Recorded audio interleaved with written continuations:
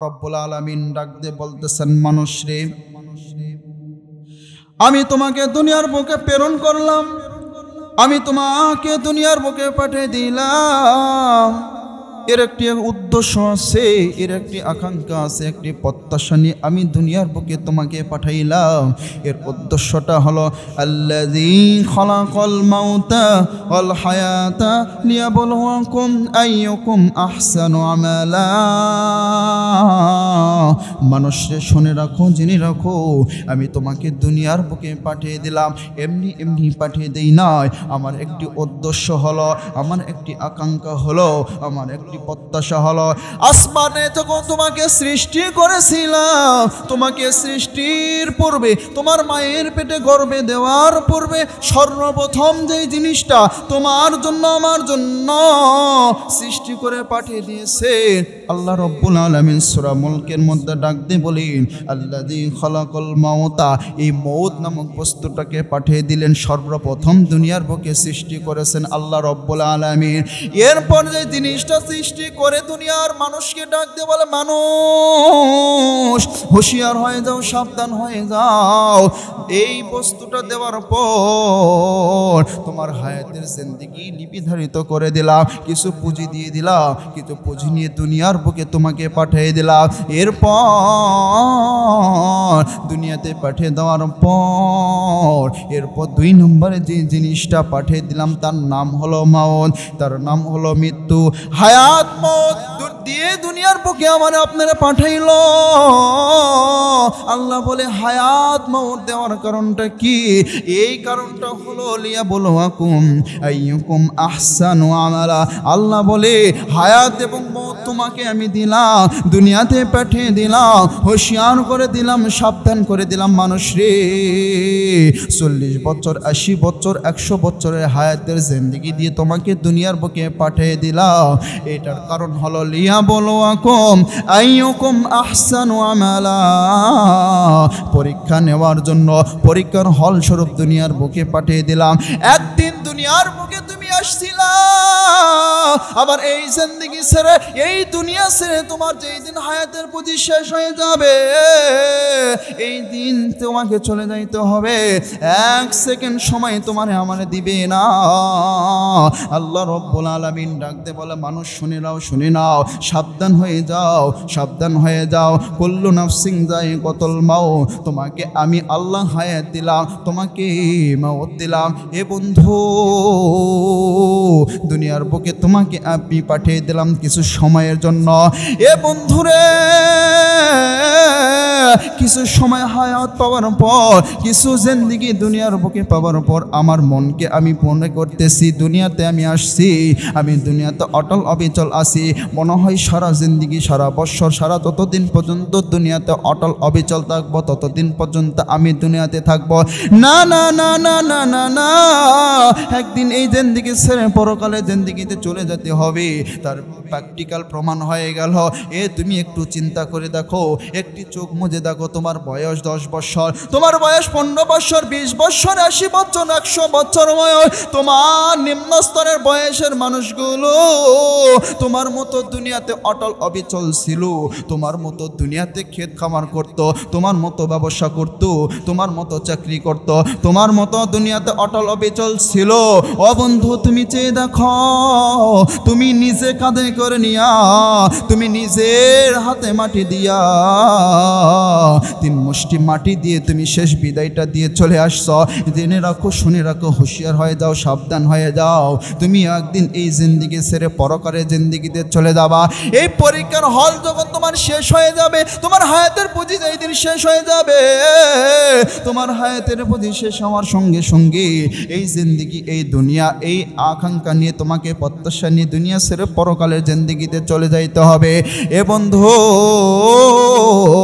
হব্বুদ দুনিয়া রাসু কুল্লি খাতিয়া, আল্লাহর নবী ডাক দে বলে, মানুষ এই হব্বত দুনিয়ার কিছু করলে খতিয়া, এই দুনিয়াটা খেত স্বরূপ তোমাকে দুনিয়ার বুকে পাঠাইলাম। এই দুনিয়ার জমিনের মধ্যে ক্ষেতের মধ্যে যেই রকম বীজ বপন করার পর বীজ থেকে যখন চারা গজায়, ওই চারা থেকে যখন গাছ হয়ে যায়, ওই গাছে যখন ফল দিয়ে দেয়, প্রাপ্ত বয়স্ক যখন এই ফলটার হয়ে যায়, এরপর মালিক যখন কেটে নিয়ে চলে আসে, যেই রকম পুনরুভাবে সাবেক যেই জায়গায় বীজ বপন করার পূর্বে যেই রকম ফাঁকা জায়গায় বীজ বপন করছিলাম, হেঁটে হেঁটে পা পা করে যখন গাছটা বড় হতে শুরু করলো, এই শুরু হওয়ার পর যখন গাছের মধ্যে যখন ফলটা দিয়ে দিল, প্রাপ্ত বয়স্ক হওয়ার পর যখন যেই রকম মাঠ থেকে কেটে নিয়ে চলে আসা হলো, আসার পর যেই রকম মরুভূমির প্রান্তের মধ্যে যেরকম লাগাইছিল আবার পুনরুপ হয়ে যায়। আল্লাহর নবী বোঝানোর জন্য হাদিস পাঠ করে ডাকতে বলতেছেন, মানুষ রে, এই ক্ষয়ের স্বরূপ দুনিয়ার বুকে তোমারে আমি পাঠাইলাম, একদিন তোমাকে আমার কাছে ধরা দিতে হবে, একদিন আমার কাছে চলে যাইতে হবে।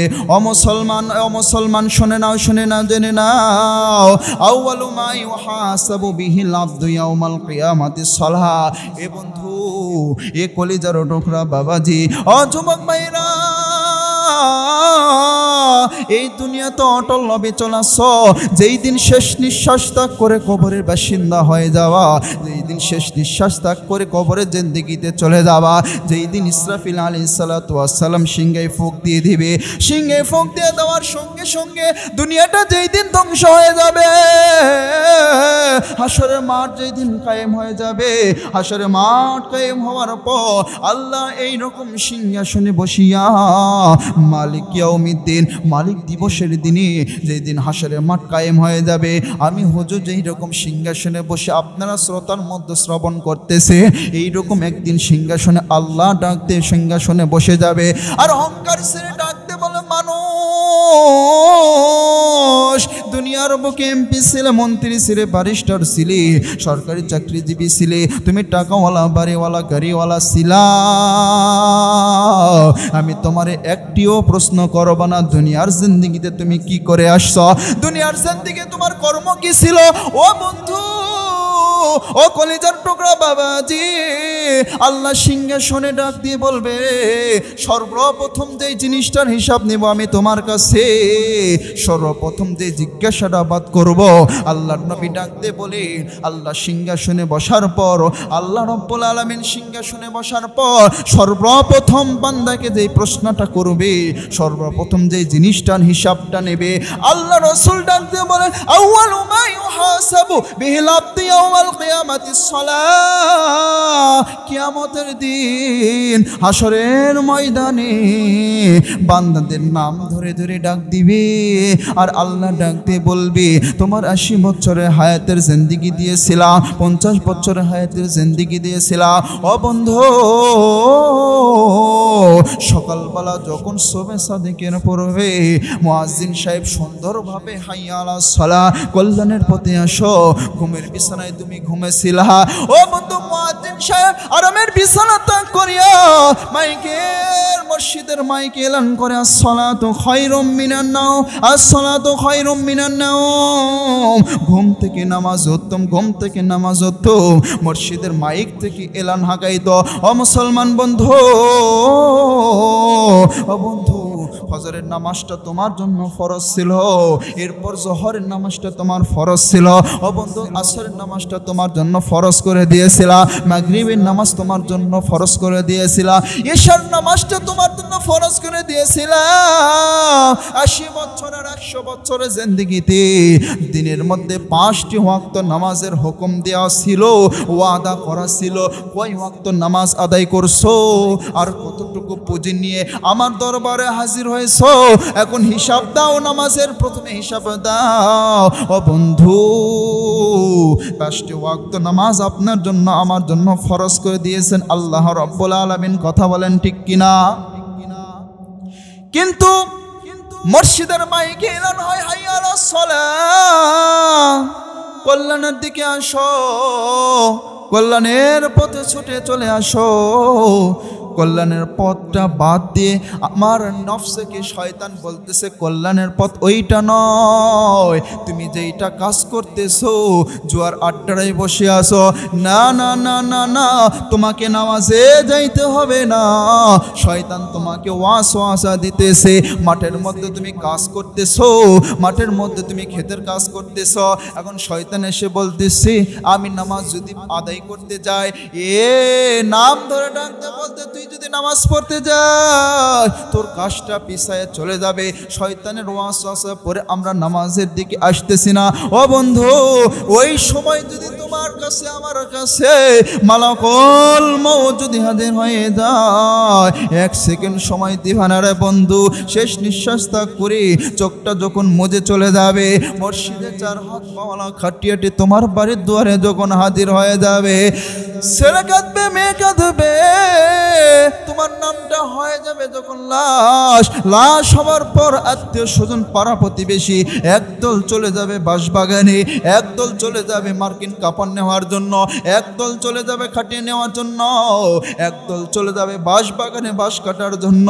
শেষ বিদায় দেওয়ার জন্য তোমাকে পারাপারি করে ধরপর করে তোমাকে দুনিয়া ছেড়ে বিদায় দেওয়ার জন্য চিন্তা ফিকির শুরু করে দিবে। এ বন্ধু,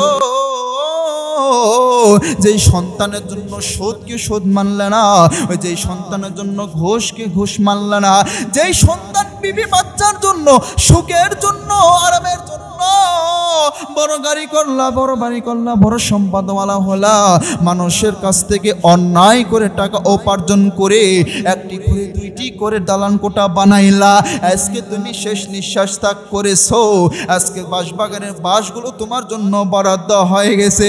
মুসলমান ভাইরা রে আমার, এ কলিজার টুকরা বাবাজি, তোমার দুনিয়াতে বিপদে তুমি পড়তা, তোমার বন্ধুদের অভাব ছিল না, তোমার বন্ধুর অভাব ছিল না, তোমার আত্মীয় স্বজনের অভাব ছিল না, তোমার আপনজনের অভাব ছিল না। তুমি দুনিয়াতে থাকতে অন্যায় কাজ করে গেলা, তুমি দুনিয়াতে থাকতে ঘুষের টাকা উপার্জন করলা, সুদের টাকা উপার্জন করলা, অন্যায়ভাবে তুমি দুনিয়াতে অটল অবিচল থাকলা।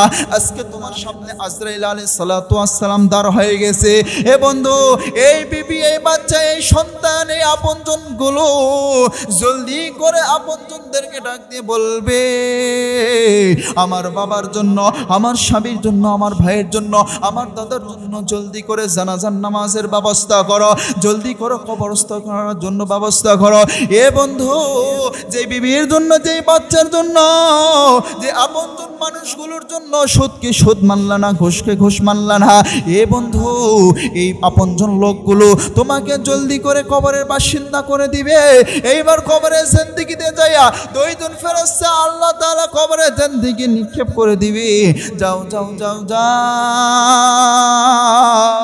হিসাবটা নিয়ে নাও। 40 বছরের জিন্দেগি দিয়েছিলাম, 80 বছরের জিন্দেগি দিয়েছিলাম, দিনের মধ্যে 5টা ওয়াক্ত নামাজের হুকুম ছিল, দিনের মধ্যে সারাটা দিন কতটুকু আমাকে আল্লাহকে আল্লাহ বলে ডাক দিয়েছে, একটু হিসাব নাও, একটু ফরমানটা নিয়ে নাও, একটু ডায়েরিটা ধরে নাও। এ কলিজার টুকরা বাবাজি,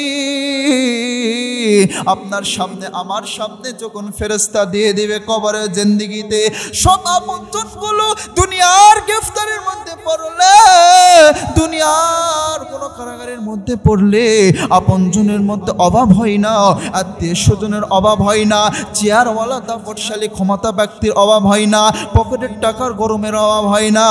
ও বন্ধু, ও বিবি, ও বাচ্চারা, এইবার তোমার বাবা বাঁশবাগানের মধ্যে শুয়ে আছে রে, 2 জন ফেরেশতা নিকে প্রশ্ন করতেছে, প্রশ্নের আনসার দিতে পারতেছে না। ও বন্ধু, এখন পর্যন্ত দুনিয়ার মধ্যে জমিনের মধ্যে কোনো নজির নাই, দুনিয়ার মধ্যে এখনো পর্যন্ত কোনো সার্টিফিকেট নাই, আজ পর্যন্ত কোনো দিন দাইনির মধ্যে এত পড়াশোনা করলাম, এত কোরআনে তাফসীর পড়লাম, এত কিতাব পড়লাম, এখনো পর্যন্ত একটি নজির দেখলাম না, একটি ঘটনাও দেখলাম না। দুনিয়ার জিন্দেগি ছেড়ে আমার বাবা মৃত্যুবরণ করেছে, আমার আপনজন মৃত্যুবরণ করেছে, আমার দাদা মৃত্যুবরণ করেছে, কবরের জিন্দেগিতে আমার জন্য, আপনার জন্য অট্টালিকা বাড়ি গাড়ি করে দিয়ে চলে গেছে, কবরের জিন্দেগিতে শুয়ে শুয়ে শুয়ে আযাব ভোগ করতেছে। এখন পর্যন্ত কোনোদিন দেখলাম না দুনিয়ার কোনো বাবা, দুনিয়ার কোনো সন্তান, দুনিয়ার কোনো দাপটশালী ব্যক্তি, দুনিয়ার কোনো নেতা, দুনিয়ার কোনো সামসা এখন পর্যন্ত কবরে আপনাকে আমাকে সুপারিশ করার জন্য, দুনিয়াতে কোনো ব্যক্তি এখন পর্যন্ত কবরের জিন্দেগিতে ওই আযাব থেকে মুক্ত করার জন্য এখন পর্যন্ত সুপারিশ করার মতো নজির পাই নাই। কথা বলেন ঠিক কিনা? আজকে মরলে কালকে 2 দিন, পরের দিন কেউ কাঁদবে না। আজকে মরলে কালকে 2 দিন, পরের দিন কেউ কাঁদবে না। যাদের জন্য করলা কামাই মরলে তারা চিনবে না। আজকে মরলে কালকে 2 দিন, পরের দিন কেউ কাঁদবে না। যাদের জন্য করলা কামাই মরলে তারা চিনবে না। থাকতে সময় কর আমল, আমল কর খাটি, শেষ ঠিকানা তোমার আমার 3.5 হাত মাটি। কথা বলেন ঠিক কিনা? এই জন্য সম্মানিত হাজিরিন, আমার বয়স 80 বছর, 90 বছর, 100 বছর হয়ে গেছে।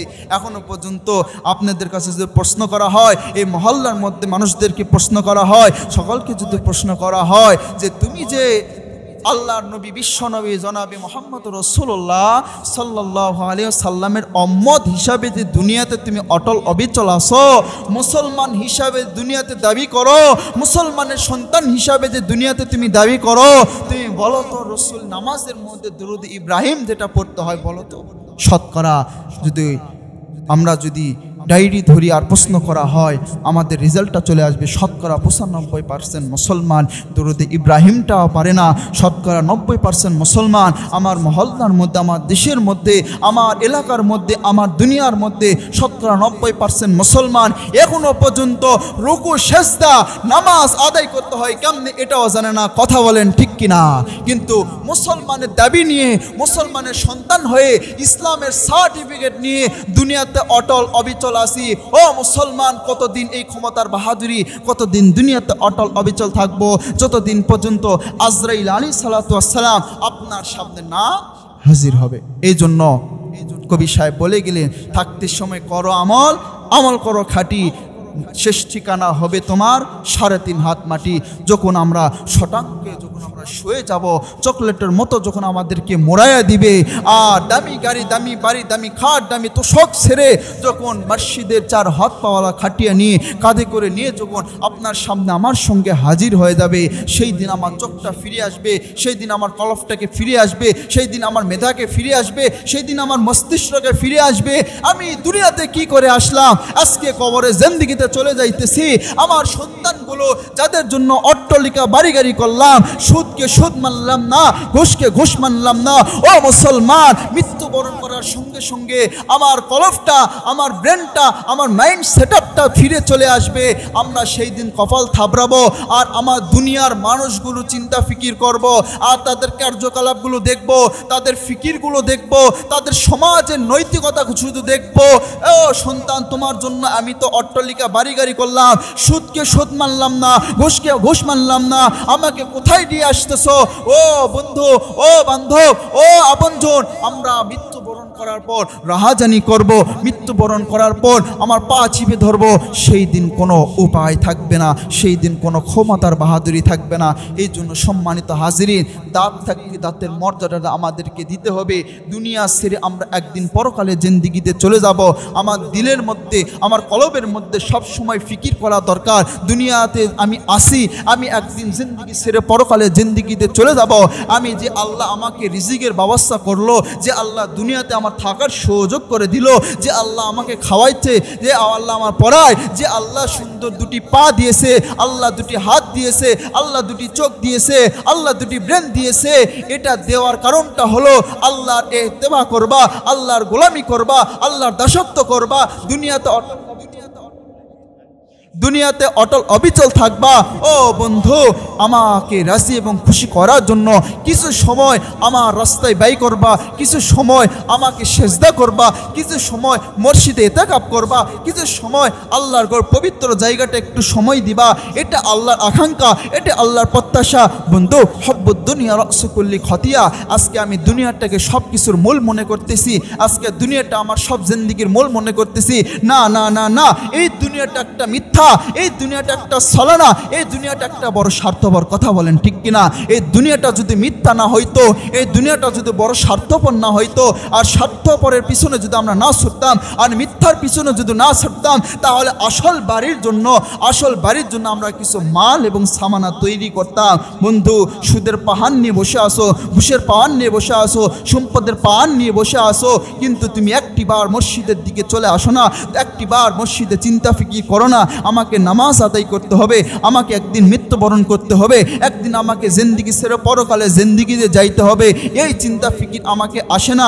এই চিন্তা, এই ফিকির যতদিন পর্যন্ত আমার ব্রেনের মধ্যে, আমার কলমের মধ্যে নাড়া না দিবে, যতক্ষণ পর্যন্ত আমার কলব নামের তাকওয়াটাকে আমরা পরিপূর্ণ না আসতে পারবো, ততক্ষণ পর্যন্ত পাক্কা মুসলমান, ইমানদার মুসলমানের সন্তান হিসাবে দাবি করতে পারি না। কথা বলেন ঠিক কিনা?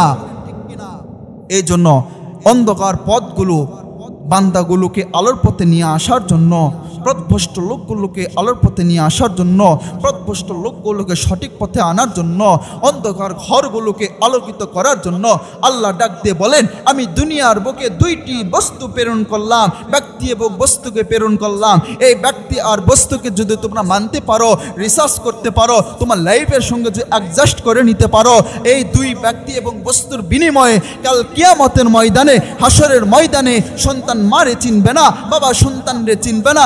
আমি কথা দিলাম, আমি আল্লাহ কথা দিলাম, ওয়াদাল্লাহি হাক্ক। আমি বান্দা শুনে রাখো, জেনে রাখো, আমি এই দিন মা সন্তানরে চিনবে না, সন্তান বাবারে চিনবে না। ওই দিন এই ব্যক্তি এবং বস্তুর বিনিময়ে আমি তোমার জন্য আশ্রয় কেন্দ্র করে দিব জান্নাত। একটু আওয়াজ করে বলেন না সুবহানাল্লাহ। মুসলমান ভাইরা রে আমার, এক নম্বরে যে জিনিসটা আল্লাহ রাব্বুল আলামিন পথভ্রষ্ট লোকগুলোকে সঠিক পথে আনার জন্য, বিপদগামী লোকগুলোকে আলোকিত করার জন্য, অসভ্য লোকগুলোকে সভ্য বানানোর জন্য, অসভ্য সমাজগুলোকে আলোকিত করার জন্য, অশান্তিকর অন্ধকার ঘরগুলোকে আলোকিত করার জন্য সর্বপ্রথম যেই বস্তুটা আমি দুনিয়ার বুকে প্রেরণ করলাম, আল্লাহ রাব্বুল আলামিন যেই জিনিসটা সর্বপ্রথম দুনিয়ার বুকে পাঠিয়ে দিলাম, অসভ্য মানুষগুলোকে সভ্য বানানোর জন্য, অসভ্য মানুষগুলোকে সভ্য বানানোর জন্য সর্বপ্রথম 30 পারা কোরআন নামক কিতাবকে আমি দুনিয়ার বুকে পাঠিয়ে দিলাম। আর ডাক দিয়ে বললাম, মানুষ রে, এই কোরআন নামক কিতাবটাকে যারা ভালোবাসবে, এই কোরআন নামক কিতাবকে যারা মহব্বত করবে, তার লাইফের সঙ্গে অ্যাডজাস্ট করে নিতে পারবে, তার কর্মের মধ্যে যারা কোরআনকে রিসার্চ করে কর্মকে বাস্তবায়ন করবে, লাইফের সঙ্গে কর্মটাকে অ্যাডজাস্ট করে নিতে পারবে। আল্লাহ রাব্বুল আলামিন ডাকতে বলতেছেন, মানুষ এই কোরআনের বিনিময়ে হাসরের ময়দানে, কিয়ামতের ময়দানে, যেই দিন মা সন্তানরে চিনবে না, বাবা সন্তানরে চিনবে না, সন্তান বাবারে চিনবে না, এই কোরআনের বিনিময়ে, এই কোরআনের পাওয়ারে আমি রব্বুল আলামিন ওয়াদা করে দিলাম, এই কোরআনের বদলায় আমি রব্বুল আলামিন জান্নাতে যাওয়ার সৌভাগ্য করে দিব। বলুন সুবহানাল্লাহ। মুসলমান ভাইরা আমার, 2 নম্বর যে জিনিসটা রব্বুল আলামিন ডাকতে বলতেছেন, আমি দুনিয়ার বুকে প্রেরণ করলাম, পাঠিয়ে দিলাম, 2 নম্বরের যে জিনিসটা, এটার নাম হলো এই কোরআন নামক কিতাবটি। এই কোরআন নামক কিতাবটি একটি ব্যক্তির উপরে আমি নাজিল করলাম, একটি ব্যক্তির উপর দুনিয়াতে পাঠিয়ে দিলাম। বিশ্বনবী জনাবি মুহাম্মদুর রাসূলুল্লাহ সাল্লাল্লাহু আলাইহি ওয়াসাল্লাম দীর্ঘ 23 বছরের জিন্দেগিতে, এ বন্ধু, এই নবীর ওপর কোরআন নামক কিতাবটি নাজিল করে মানব জাতির হেদায়েতের জন্য জন্য, মানব জাতির নাজাতের জন্য দুনিয়ার বুকে কোরআন নামক কিতাব আর নবী, এই নবী বিশ্ব নবী জনাবি মুহাম্মদ রাসূলুল্লাহ সাল্লাল্লাহু আলাইহি সাল্লাম, এই বুরহান নামক নবীটি দুনিয়ার বুকে পাঠিয়ে দিলাম। এই নবীকে অনুসরণ করো, এই নবীকে একটু ধরো, এই নবীর সুন্নতকে বাস্তবায়ন করে এই জিন্দেগি ছেড়ে পরকালে জিন্দেগিতে আসো। আমি রব্বুল আলামিন কথা দিলাম, ওয়াদা করলাম, এই দুই ব্যক্তি এবং বস্তুকে যারা ভালোবাসতে পারবে, মহব্বত করতে পারবে, কাল কিয়ামতের ময়দানে, হাসরের ময়দানে কেউ যদি কারো যদি না চিনতে পারে, যার দিলের মধ্যে যাররা পরিমাণ বিন্দু পরিমাণ এই কোরআনের ভালোবাসা থাকবে, এই নবীর আদর্শ সুন্নতের ভালোবাসা থাকবে, আমি রব্বুল আলামিন কথা দিলাম, আমি রব্বুল আলামিন ওই হাসরের ময়দানে মুসিবতের দিনে এই ব্যক্তি বস্তুর বিনিময়ে তার জান্নাতের মধ্যে একটি ঘর তৈরি করে দিব। বলুন সুবহানাল্লাহ। মুসলমান ভাইরা রে আমার, এই ব্যক্তি বস্তুকে যদি আমার লাইফের সঙ্গে অ্যাডজাস্ট করে নিতে পারি, এই দুনিয়ার মধ্যে ইজ্জত দিবে আল্লাহ রব্বুল আলামিন, হাসরের ময়দানে ইজ্জত দিবে রব্বুল আলামিন। এ বন্ধু, একটি ছোট্ট একটি ঘটনা এক্সাম্পল দিয়ে আমি শেষ করে দিব। হযরত ওমর রাদিয়াল্লাহু তাআলা, আল্লাহর নবীর সাহাবী, আল্লাহর নবী ওমর রাদিয়াল্লাহু তাআলা মসজিদে নববীর দিকে রওনা হয়ে গেছেন জোহরের নামাজ আদায় করার জন্য। জোহরের নামাজ আদায় করার জন্য ওমর রাদিয়াল্লাহু তাআলা হেঁটে হেঁটে পা পা করে যখন মসজিদের নববীর দিকে রওনা হয়ে গেছেন, এমতো অবস্থায় মসজিদের নববীর একটু পূর্বে একজন যুবক হেঁটে হেঁটে পা পা করে রওনা হয়েছে। পিছন দিকে ওমর রাদিয়াল্লাহু তাআলা, ওমর এইবার তালাশ করে দেখতেছে, ওমর এইবার ফিকির করে দেখতেছে, যুবকটা বুঝি মসজিদের নববীতেই যাবে জোহরের নামাজ আদায় করতে। এইবার মসজিদের নববী যখন এই যুবকটা অগ্রসর হয়ে পার হয়ে চলে গেলেন, এইবার ওমরের মধ্যে ঈমানকে ডাকতে বলতেছে, রে ঈমান, আমি ওমর আমার সামনে দিয়া জাহান্নামটি পার হয়ে জাহান্নামের মধ্যে পড়ে যাইতেছে। জান্নাতের ঘর বাদ দিয়া, জান্নাতের মুহূর্ত বাদ দিয়া, জান্নাতের সময়টা বাদ দিয়ে মসজিদ নববী পার হয়ে চলে যাইতেছে। রে কোন মায়ের সন্তান রে, কোন বাবার সন্তান মসজিদে নববী পার হয়ে চলে যায়, নামাজ বাদ দিয়ে চলে যায়? না না না না না, এইটা কোন মায়ের সন্তান, একটু আমাদের তালাশ করা দরকার। এইবার যুবকের পিছু যখন নিয়ে নিলেন, মসজিদে নববী পার হয়ে যাওয়ার পর এই যুবকটা রাস্তার এক কর্নারে দাঁড়াইয়া দাঁড়াইয়া প্রস্রাব শুরু করে দিলেন। এইবার পিছন দিকে ওমর রাদিয়াল্লাহু তাআলা দাঁড়াইয়া গেলেন। এইবার ওমর চিন্তা করে, এই যুবকে প্রস্রাবের সময় আমি ডিস্টার্ব করব না। প্রস্রাবটা যখন শেষ হয়ে গেল, ও মুসলমান বন্ধু, অনেক বড় ঘটনা, আমার হাতে সময় নেই, সংক্ষিপ্ত করে দিলাম। এইবার প্রস্রাব যখন শেষ হয়ে যায়, পিছন দিক থেকে ওমর রাদিয়াল্লাহু তাআলা কাঁধে হাত দিয়ে ডাকতে বলতেছেন, যুবক, কোন মায়ের সন্তান গো, কোন বাবার সন্তান? নামাজের ওয়াক্ত পার হয়ে যায়, নামাজের সময় হয়ে আসতেছে, নামাজ বাদ দিয়ে তুমি মসজিদে নববী পার হয়ে চলে আসলা, নামাজ বাদ দিয়ে মসজিদ পার হয়ে চলে আসলা। ওরে যুবক, আবার দেখতেছি দাঁড়াইয়া দাঁড়াইয়া তুমি প্রস্রাব করো, তোমার দিলের মধ্যে কি একটিবার নাড়া দেয় না? এই প্রস্রাব অবস্থায় যদি তুমি মৃত্যুবরণ করো, বেঈমান হয়ে যদি মৃত্যুবরণ করো, ওরে যুবক, আল্লাহর দরবারে কি তুমি কি জবাব দিবা? আল্লাহর দরবারে কি নিয়ে তুমি দাঁড়াইবা? এইবার যুবক থেকে দাঁড়াইয়া যখন প্রশ্নগুলো যখন শুনতেছে আর মাতলামি করতেছে, যখন বডিটা ঘুরাইলেন, এইবার ওমরের দিকে যখন ফিকিরটা করলেন, এইবার ওমর চেহারার দিকে তাকাইয়া দেখতেছে, আর কোনো সন্তান নয় রে, আর কোনো মায়ের সন্তান নয়, আর কোনো বাবার সন্তান নয়। এতক্ষণ পর্যন্ত আমি ওয়াজ করলাম, এতক্ষণ পর্যন্ত আমি নসিহত শোনাইলাম, এতক্ষণ পর্যন্ত যে জাহান্নামী সন্তানের জন্য আমার দিলের মধ্যে আফসোস করতেছিলাম, আমার শরীরের মধ্যে জ্বালা পোড়া হইতেছিল, আর মায়ের কোনো সন্তান নয়, আমার জন্ম দেওয়া সন্তান আবু শামার আওয়াজ করে কন্যা আল্লাহু আকবার। মুসলমান ভাইরা রে আমার, যে ওমর রাস্তা দিয়ে হেঁটে গেলে 40 দিন পর্যন্ত কোনো শয়তান ওই পথ দিয়ে হাঁটা চলাফেরা করে নাই, এই ওমরের সন্তান এই ওমর মসজিদে নববী সিংহাসনে বসে হাজারো সন্তানের হাজারো আসামির বিচার কার্যকর করেছে। এইবার আসামির কাঠগড়ায় দাঁড়ায় গিয়েছে ওমরের নিজের সন্তান। এইবার সন্তান ডাকতে বলতেছে, এইবার ওমরকে ডাকতে বলতেছেন, ওমর রে, ডানে তাকাও, দুনিয়ার কেউ নাই। এবার বামে তাকাও, দুনিয়ার কোণে কেউ নাই। এবার সামনে তাকাও রে ওমর, কেউ নাই। ও ওমর, পিছন দিকে তাকাও, কেউ নাই। নাই নাই নাই নাই ওমর, তোমার সন্তানকে যদি কোরআনের বিধান অনুযায়ী বিচার করতে শুরু করে দাও, তাহলে তোমার সন্তান তো দুনিয়াতে থাকবে না, চিরতরে বিদায় করে দিতে হবে। এইবার শয়তান যখন অসহসা দিল, চারিদিকে যখন তাকানো শুরু করে দিল, দুনিয়ার কোনো ব্যক্তিকে এইবার দেখতে পাইতেছে না।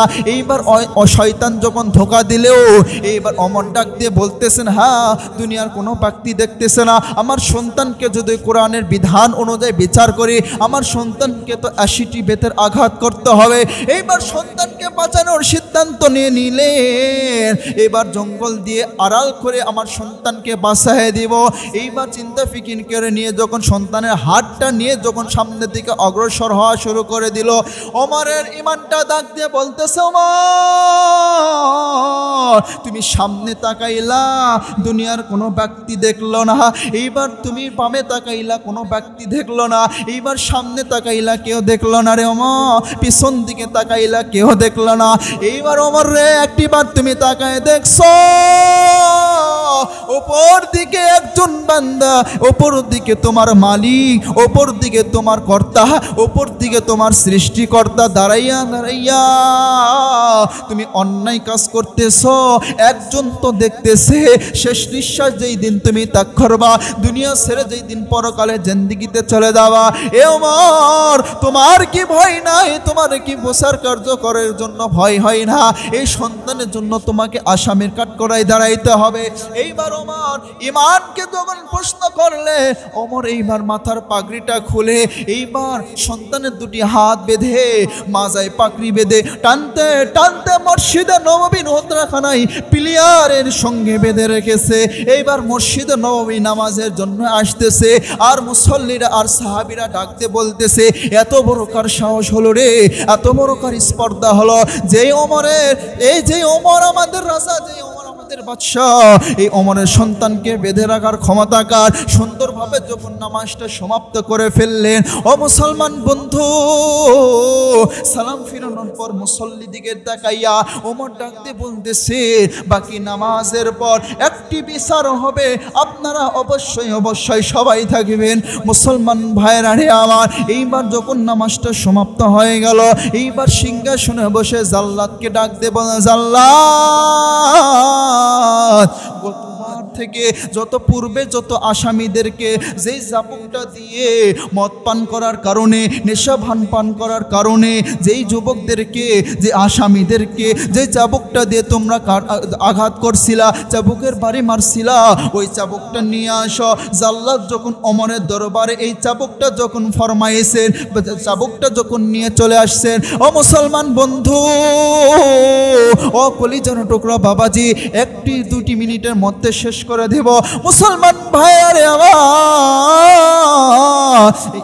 এইবার চাবুকটা যখন ওমরের সামনে নিয়ে চলে আসা হলো, এইবার জাল্লাদকে ডাকতে বলতেছেন, জাল্লাদ রে, পূর্বের আসামিদেরকে যেইভাবে তুমি করাঘাত করেছো, চাবুকের বাড়ি মেরেছো, এ আমার সন্তান আজকে অপরাধ করেছে, আমার সন্তান নিশা ভান করেছে, আমার সন্তান মদ পান করেছে, চাবুকের আঘাত শুরু করে দাও। যতক্ষণ পর্যন্ত 80টি বেতের আঘাত হবে না, আমার সন্তানের শরীরের মধ্যে আঘাত শুরু করে দাও।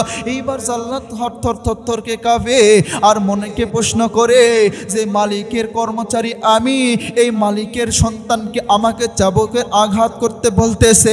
জাল্লাদ একটু ভীতি শরীর নিয়ে, এবার থরথর কাঁপা শরীর নিয়ে ওমরের সন্তানকে যখন 3টি বাড়ি মেরে ফেলছে, 3টি বাড়ি যখন মার দেওয়ার পর ওমর ডাকতে বলতেছেন, আর তোমাকে মারতে হবে না, আর তোমাকে আঘাত করতে হবে না। ও জাল্লাদ, তোমাকে শুধু একটি প্রশ্ন করতে চাই, পূর্বের যে আসামিগুলো তুমি বিচার করছো, এই আসামিদেরকে এমন ভাবেই কি তুমি বাড়ি মারছিলা? এইবার ভয়ের শরীর নিয়ে, ভয়ের মুখমণ্ডলটা নিয়ে ওমরকে ডাক দিয়ে বলতেছেন, না না না না না, ও ওমর, ও হুজুর, আপনার সন্তানকে আমি কেমনে বারে মারে, আপনার খাই, আপনার পরে, আপনার গোলামি করে আমার দ্বারা সম্ভব হচ্ছিল না। এইবার জাল্লাদকে ডাক দিয়ে বলতেছেন, জাল্লাদ বারে মারছো কয়টা? এইবার জাল্লাদ ডাক দিয়ে বলে, মারছি 3টা। এইবার 3টা মারে একটি ধরো, এইবার দূর থেকে 2 থেকে গণনা শুরু করো। এইবার জাল্লাদের হাত থেকে যখন ওমর চাবুকটা নিয়ে নিলেন, নেওয়ার পর সঙ্গে সঙ্গে এইবার 2 থেকে গণনা শুরু হলো। এইবার 30টি বাড়ি মারার পর যখন এই নেশাগ্রস্ত সন্তানের যখন হোশটা ফিরে আসছে, ফিরে আসার পর ডাকতে বলে, বাবা আর কোনো দিন মদ পান করবো না বাবা, আর কোনো দিন নেশাভান করবো না বাবা, তুমি আমাকে ছেড়ে দাও, তুমি আমাকে মাফ করে দাও, আর কোনো দিন মারবো না। কিন্তু বাবা মারতেছে আর সন্তান চিৎকার করতেছে, দয়া লাগে, মায়া লাগে রে।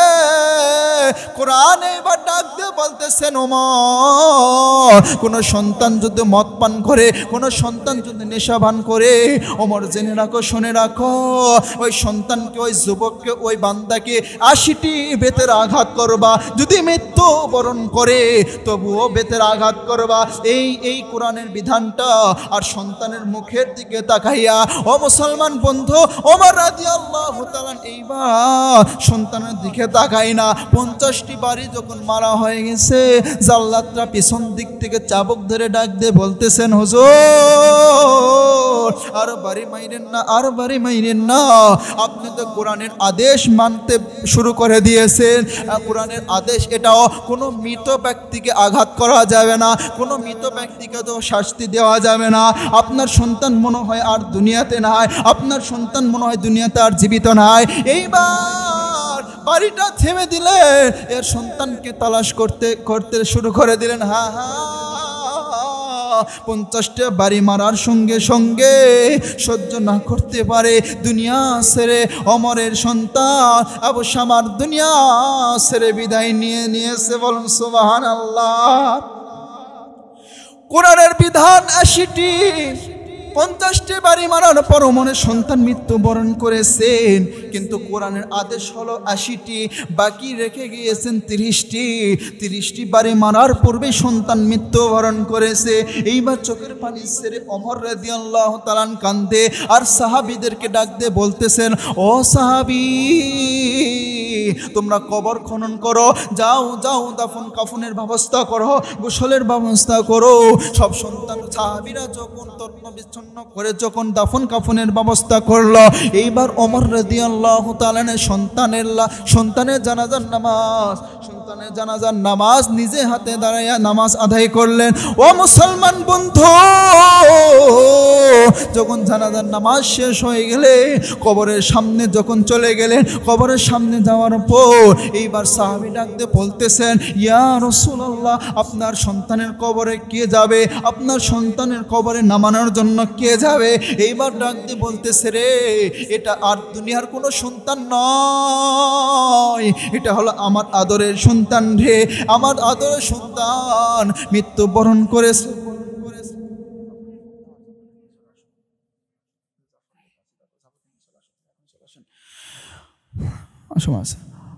আপনার কোনো সন্তান নয়। ওমর রাদিয়াল্লাহু তাআলা নিজে কোলকে নিয়া নিজের সন্তানকে যখন কবরের মধ্যে শোয়ায় দিবে, চোখের পানি ছেড়ে কান্দে রে, আর সন্তানের জন্য মায়া হয়।